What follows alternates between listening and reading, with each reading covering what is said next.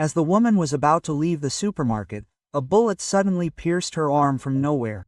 But there was no one there. She immediately hid under a rack. Then another bullet was fired which passed near her head. In panic, she saw the bullet hole on the glass which showed that the attack was happening from outside and she was still the target. Quickly she took shelter under the shelf on the other side. She tore her clothes and tied them on the wound. Then she called out loudly to her boyfriend, but he was in the car outside and could not hear anything due to the loud music. Then the woman's eyes fell on her phone lying on the ground. If she had picked it up, she could have called the police. She slowly bent down and tried to reach the phone by crawling, but as soon as she extended her hand, the phone shattered in a jolt. The gunman was sensing her every move and was already prepared. She crouched down in fear. Then suddenly a man's voice came. She looked around in shock and found that a voice was coming from the intercom on the counter. Someone was calling the supermarket staff. If she could reach the intercom, she could inform the police. Immediately she threw a large packet of chips in the air to divert the attention of the gunman. Not once but twice. As he was reloading, she quickly ran towards the counter and put her hand on the intercom. She told the person on the other side that the staff had been killed and she was trapped.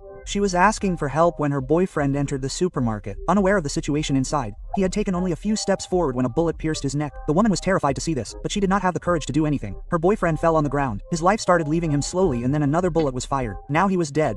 Seeing this, the woman started crying loudly. After some time, she composed herself and asked for help again on the intercom. The person on the other side assured her that the police would arrive in 15 minutes. But when she told him about her boyfriend, the man on the other side suddenly laughed. He was none other than the same shooter. He was just playing around and swinging her between hope and fear. But then the woman saw an electric switch on the wall. She quickly reached there, pulling the rack like a shield, and switched off the light. Now the entire supermarket was engulfed in darkness, which gave her some protection. She picked up a bottle of glue. She poured it on the wound and stuck it by pressing it with her hand. Then she tied a mirror to an iron rod and started looking for the killer's location. But there was no movement there. Just then a car came and a man came inside. He looked like someone familiar with the store staff. The woman told him that the staff was dead and the shooter was still around. Then she asked if he had a phone, but he said that the phone was left in the car. When he saw the staff's dead body, he started crying. The woman found it strange. Why did the shooter leave him alive? Was he the same killer? With doubt, the woman picked up a hammer, but the man clarified that he was just a relative of the staff. If so, go to the car, get your phone and call the police. The man walked slowly towards the car, bent over. Everything seemed normal. He extended his hand towards the phone, but then